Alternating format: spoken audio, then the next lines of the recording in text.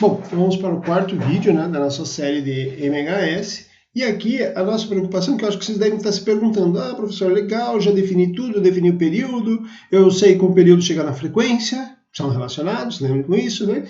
Eu já relacionei com MCU, velocidade angular, eu já estou entendendo quase tudo, mas eu queria saber como que eu defino, como que fica a posição dele. Porque quando eu estava trabalhando lá na cinemática, eu trabalhava com posição, eu conseguia dizer qual era a posição de um objeto. No movimento circular uniforme eu também falava sobre posição dele, eu montava umas equaçõezinhas lá, umas funções da posição.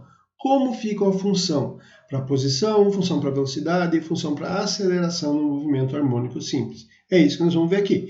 Esse aqui é um dos mais pesados matematicamente falando. Então, vai precisar de muita atenção de vocês e muita dedicação, tá? Eu vou pular um pouco a matemática e vocês se viram depois. Por que eu vou pular? Porque senão eu vou ficar meia hora aqui falando, tá? Vamos lá. Então, primeira parte nós vemos o seguinte. Ó, tá aqui, isso. Nós temos aquela nossa análise que nós fizemos, uma análise trigonométrica, desculpa, onde eu tenho um movimento circular para esse corpo vermelho e um movimento harmônico simples para esse corpo azul. Ele vai estar numa posição X, enquanto o vermelho está num ângulo θ. Nós sabemos que do ângulo θ, lá da cinemática do MCU, θ igual a θ0 mais ômega-t. Só que nós já definimos que quando eu projeto quando a minha função que descreve o movimento no MHS, ela é dada por A cosseno de θ, a amplitude e o cosseno do ângulo. Então, quem é θ? θ é ômega-t. Vou esquecer esse θ0 por enquanto, depois a gente fala sobre ele, tá? É o ômega-t. Então, substituindo a função que descreve a posição, vai ser igual a amplitude vezes o cosseno de ômega-t.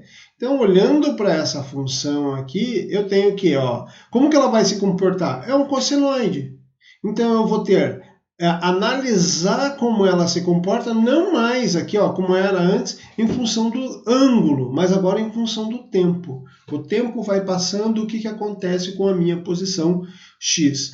Qual é a cara dela? É essa cara aqui, uma cossenoide. Eu queria chamar a atenção de vocês para duas coisas. Notem que aqui eu já coloquei uma ideia, um sistema massa-mola, oscilando, e aqui eu tenho uma esteira correndo e ele vai desenhando nessa esteira. Qual é o desenho que ele faz? Uma cossenoide.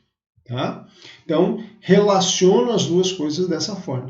Então, o movimento oscilatório ele é comandado, a posição, por uma cossenoide. Mas note o seguinte, nós fizemos aqui a projeção sobre o eixo X.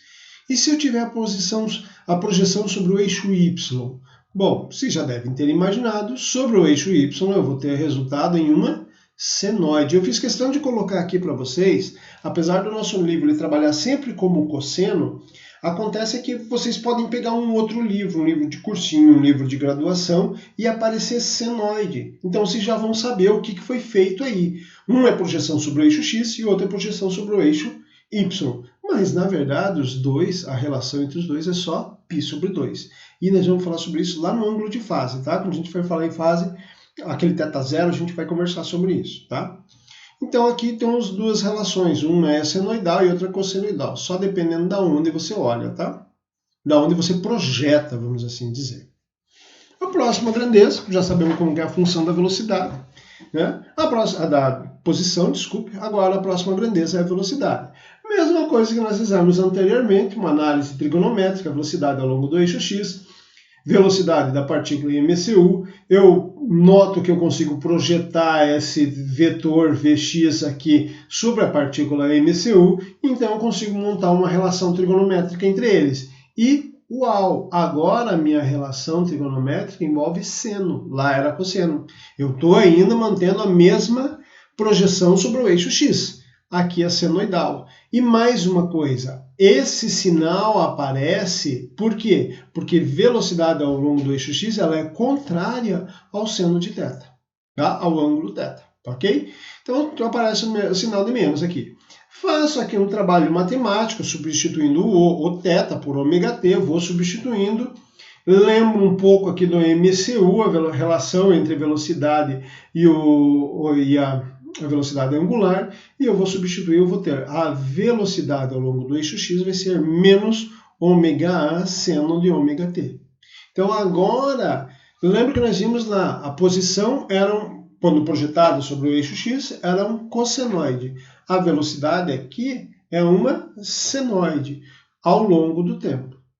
Tá? E está aqui, ó, a minha grandeza, uma senoide. Depois eu vou comparar todos os três para a gente ver o que dá diferença um do outro aí. Tá? Bom, próxima grandeza, aceleração. Mesma análise que nós já fizemos anteriormente, aceleração centrípeta, aceleração sobre o eixo x. Monto a minha relação trigonométrica entre elas e eu vou chegar à seguinte conclusão, que é a aceleração, que nós já vimos anteriormente, inclusive, né? Que é menos ômega ao quadrado x, e aqui ó, nós temos que o x é a cosseno de ômega t, substituindo, unindo esses dois, nós vamos ter que ela vai ser menos ômega ao quadrado a cosseno de ômega t. Quem é esse cara aqui? A cosseno de ômega t é x, então é menos ômega ao quadrado x. Notem, nós temos ela aqui, tá? Oscilando também. Ela é uma cossenoide. Então, a relação posição cossenoide, velocidade senoide, aceleração cossenoide. Ah, professor, e se for aquela outra situação sobre o eixo y? Posição senoide, velocidade cossenoide, aceleração senoide. Então, aceleração e posição têm a mesma função, só muda a constante de proporcionalidade aqui entre os dois. Tá? E agora vamos falar sobre uma questão importante que eu tinha mencionado antes, é o que a gente chama de fase inicial. O que é? Antes, quando eu apresentei para vocês aquele θ igual a θ0 mais ômega t, eu disse para vocês, eu vou considerar θ0 igual a zero, e todas aquelas equações valeram. Agora, o que acontece quando θ0 é diferente de zero? Como assim, professor? Quando eu começo a medir, em vez de começar a medir o movimento com o ângulo, com a posição do meu objeto aqui em zero, eu começo a medir um ângulo θ0 diferente. Tá? O que significa isso? Significa que eu simplesmente vou substituir aquele lá θ igual a θ0 mais ômega t, eu vou colocar aqui dentro. Então eu vou ter que a posição vai ser a cosseno de ômega t mais θ0. Esse cara, em todas as funções, aparece do mesmo jeito. Esse cara aqui é o que nós chamamos de fase inicial, ângulo de fase ou constante de fase. Quer dizer, ele não começou em zero quando era zero. Tá? E aí é só fazer a conta mesmo. Notem que isso aqui ó, é uma unidade angular, radianos, nós estamos trabalhando no sistema internacional radianos, se não tiver radiano tem que passar. Então, uma unidade angular, aqui também é uma unidade angular, ômega t, para poder fazer a soma. Então, também vou ter uma unidade angular aqui os dois. Tá? E é isso. Aqui é só isso, tranquilo. Em seguida, o nosso resumo. Opa, aqui ficou faltando um desenho. Tá? Eu tenho aqui, da minha posição, eu tenho comparando a ômega t, seno de ômega t e cosseno de ômega t. Então, para a posição, ele começa quando o tempo é zero. Quando o tempo é zero, o cosseno é 1, a amplitude máxima. O valor é A. Mesma coisa quando o t for para o outro lado, 180 graus. Eu vou ter aqui menos A. Ok? Mesma coisa. Notem que quando t é zero, aqui o seno de ômega t vai ser zero também. Então a velocidade é zero. E ela tem um sinal negativo, então ela vem para o lado contrário. Mesma coisa acontece com a aceleração aqui. Eu vou voltar lá para que vocês possam ver a aceleração. Olha lá a aceleração. Ela é menos ômega ao quadrado x.